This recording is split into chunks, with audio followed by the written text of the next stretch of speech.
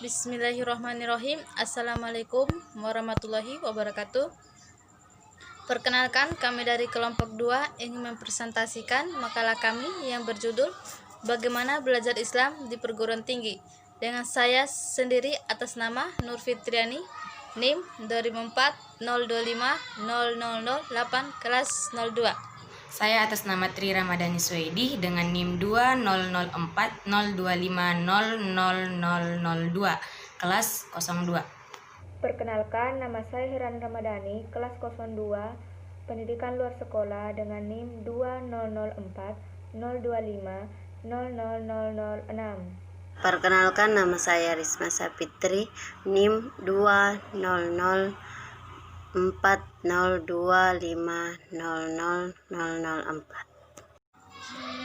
Pertama-tama, marilah kita panjatkan rasa syukur kita kehadirat Allah yang Maha Esa, karena dengan nikmatnya dan karunia-Nya sehingga kita masih bisa diberikan kesempatan dan kesehatan sehingga kami dapat menyelesaikan tugas makalah tentang bagaimana belajar Islam di perguruan tinggi. Itu pendahuluan latar belakang.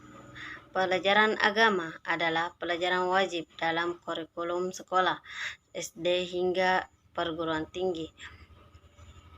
Dan pendidikan agama Islam adalah salah satu pelajaran wajib tersebut. Namun pelajaran ini sepertinya tidak berdampak pada perilaku tawuran antara pelajar bahkan mahasiswa, pemakaian narkoba, gejala seks bebas di kalangan muda, serta berbagai macam kenakalan lainnya. Seakan-akan nilai agama yang telah diwajibkan tidak berarti bagi para pelajar ataupun mahasiswa, bahkan bagian besar masyarakat dalam skala lebih besar bangsa Indonesia sedang dihadapkan problem nasional yang lebih luas seperti pertikaian antar etnis, pertikaian antar umat. B. Rumusan masalah. 1. Apa tujuan umum pendidikan nasional? 2. Apa peran agama dalam pembangunan nasional? 3. Apa konsorsium ilmu agama Islam di perguruan tinggi umum? 4. Apa pengertian dari pendidikan multikulturalisme di Indonesia? C. Tujuan. 1. Memahami tujuan umum pendidikan nasional. 2. Memahami peran agama dalam pembangunan nasional. 3. Memahami tentang konsorsium ilmu agama Islam di perguruan tinggi umum. 4. Memahami tentang pengertian pentingnya multikulturalisme. Bab 2. Pembahasan. A. Tujuan umum pendidikan nasional.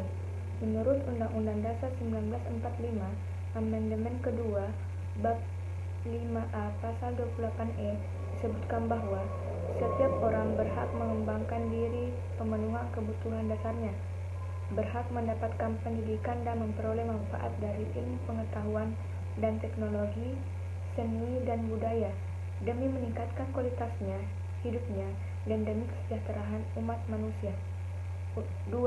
Undang-Undang Dasar 1945 di atas menegaskan bahwa pendidikan merupakan kebutuhan dasar bagi setiap orang. Oleh karena itu, pemerintah berkewajiban untuk menyelenggarakan pendidikan sebagai realisasi dari perintah Undang-Undang Dasar 1945 tersebut. Bahkan menurut Undang-Undang Nomor 20 Tahun 2003 tentang Sistem Pendidikan Nasional atau Sisdiknas Bab 13 Pasal 49, pemerintah pusat maupun daerah berkewajiban untuk menyisihkan 20% dari anggarannya yang akan digunakan sebagai dana penyelenggaraan pendidikan nasional. Adapun tujuan dari pendidikan nasional menurut Undang-Undang Nomor 20 Tahun 2003 tentang Sistem Pemerintahan Pendidikan Nasional atau Sisdiknas adalah sebagai berikut: dan kesejahteraan hidupnya. Oleh karena itu, pemerintah berkewajiban untuk menyelenggarakan pendidikan sebagai realisasi dari perintah Undang-Undang Dasar 1945 tersebut. Bahkan menurut Undang-Undang Nomor 20 Tahun 2003 tentang Sistem Pendidikan Nasional atau Sisdiknas Bab 13 Pasal 49, pemerintah pusat maupun daerah berkewajiban untuk menyisihkan 20% dari anggarannya yang akan digunakan sebagai dana penyelenggaraan pendidikan nasional. Adapun tujuan dari pendidikan nasional menurut Undang-Undang Nomor 20 Tahun 2003 tentang Sistem Pemerintahan Pendidikan Nasional atau Sisdiknas adalah sebagai berikut. Nasional berfungsi mengembangkan kemampuan dan membentuk watak serta peradaban bangsa yang bermartabat, dalam rangka mencerdaskan kehidupan bangsa, bertujuan untuk mengembangkan potensi peserta didik agar menjadi manusia yang beriman dan bertakwa kepada Tuhan Yang Maha Esa, berakhlak mulia, sehat, berilmu, cakap, kreatif, mandiri, dan menjadi warga negara yang demokratis serta bertanggung jawab. 3. Ada dua kalimat penting yang perlu dicermati secara seksama dari bunyi Undang-Undang Sidiknas di atas, yaitu kalimat menjadi manusia yang beriman dan bertakwa kepada Tuhan Yang Maha Esa dan berakhlak mulia, dan kalimat menjadi warga negara yang demokratis serta bertanggung jawab. Kedua kalimat di atas sesungguhnya tidak dapat dilihat berdiri tanpa berhubungan satu sama lain. Tersebut menekankan pada integritas dan sinergi tujuan pendidikan, yaitu terbentuknya watak atau karakter dan peradaban bangsa yang bermartabat dalam rangka mencerdaskan bangsa. Kalimat pertama dalam prakteknya di semua jenjang pendidikan terimplementasi dalam pendidikan agama, sedangkan kalimat kedua terimplementasi dalam pendidikan kewarganegaraan Pancasila atau Civic Education. B. Agama dalam pembangunan nasional. Pembangunan memerlukan kekuatan pendorong yang tidak boleh kendor. Kekuatan terbesar terletak pada niat masyarakat sendiri untuk merubah nasib dan ditambah dengan kesadaran bahwa nasib itu hanya dapat diperbaiki melalui pembangunan. Dalam memperkuat niat berubah nasib melalui pembangunan itu pula kesadaran keagamaan akan sangat besar pengaruhnya. Agama memiliki kekuatan dalam pembangunan nasional karena mengakibatkan perubahan-perubahan dalam nilai-nilai moral dan kesusilaan, membawa perubahan-perubahan dalam tata hubungan antar manusia yang apabila tidak berhati-hati dapat merusakkan martabat manusia. C. Pendidikan Agama Islam di Perguruan Tinggi Umum atau PTU. Konsorsium Ilmu Agama dalam Seminar Nasional pada tanggal 14-16 November pada tahun 1998 di Jakarta merumuskan tujuan pendidikan agama di PTU sebagai berikut. Membantu terbinanya sarjana beragama yang beriman dan bertakwa kepada Tuhan Yang Maha Esa, berbudi luhur, berpikir filosofis, bersikap rasional dan dinamis, berpandangan luas dan ikut serta dalam bekerja sama antara umat beragama dalam rangka mengembangkan dan pemanfaatan iptek serta seni untuk kepentingan nasional. Dari rumusan tersebut jelas bahwa pendidikan agama di PTU diarahkan untuk mengisi keimanan, ibadah dan akhlak yang mampu menjadi sumber pendorong perkembangan iptek. Ini dilakukan demi profesi yang harus dikuasai mahasiswa dalam rangka menunaikan tanggung jawabnya terhadap pembangunan. Dalam kurikulum pendidikan agama di PTU dan UU SPN nomor 2 tahun 1989 pasal 39 ayat 2. Pendidikan agama merupakan usaha sadar untuk menyiapkan peserta didik dalam meyakini, memahami, menghayati, dan mengamalkan ajaran agama melalui kegiatan bimbingan, pengajaran, dan atau pelatihan dengan memperhatikan tuntunan untuk menghormati agama lain.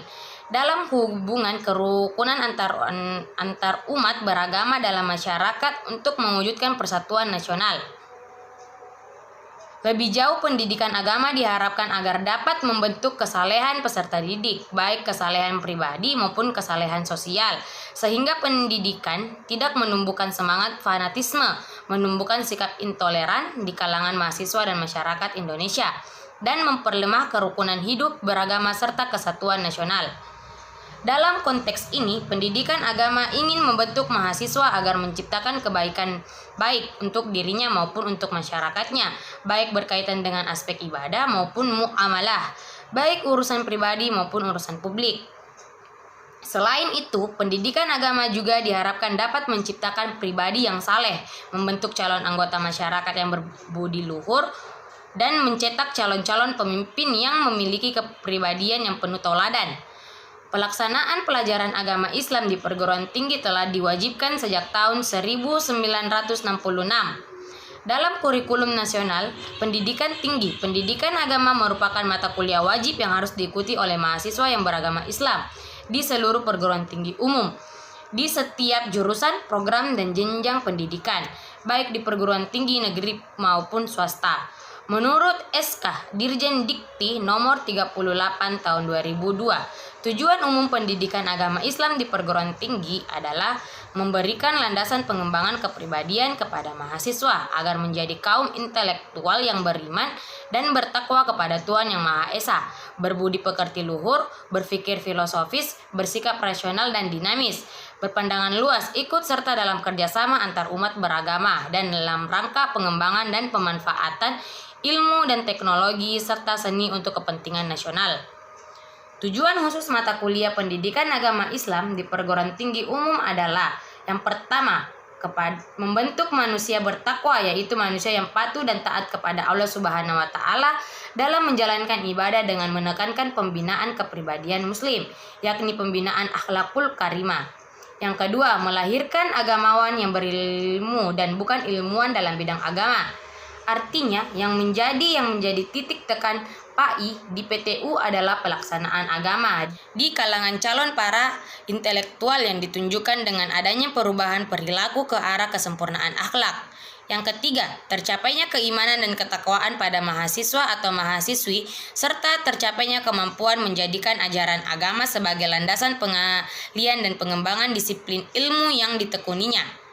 Oleh sebab itu, materi yang disajikan harus relevan dengan perkembangan pemikiran dunia.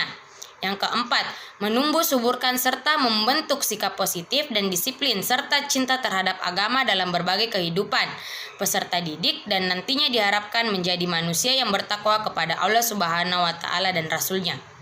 Dari beberapa uraian di atas, dapat penulis simpulkan bahwa tujuan akhir dari pendidikan agama Islam di perguruan tinggi adalah terciptanya manusia yang sempurna atau insan kamil, yang tidak hanya memiliki kecerdasan inteligensi, namun juga memiliki kecerdasan spiritual dalam rangka mewujudkan kehidupan individu dan sosial yang lebih baik. Definisi multikulturalisme. Multikulturalisme menurut Scott Lass dan Mike Westerstone berarti keberagaman budaya.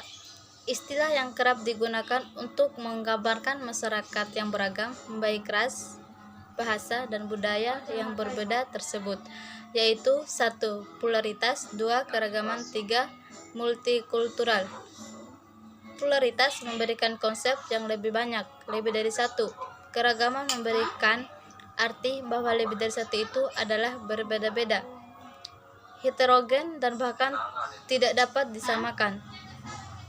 Multikulturalisme menurut Azumardi Azra adalah pandangan dunia yang kemudian dapat diterjemahkan dalam berbagai kebijakan kebudayaan yang menekankan tentang penerimaan terhadap realitas keagamaan, pluralitas, dan multikultural yang terdapat dalam kehidupan masyarakat.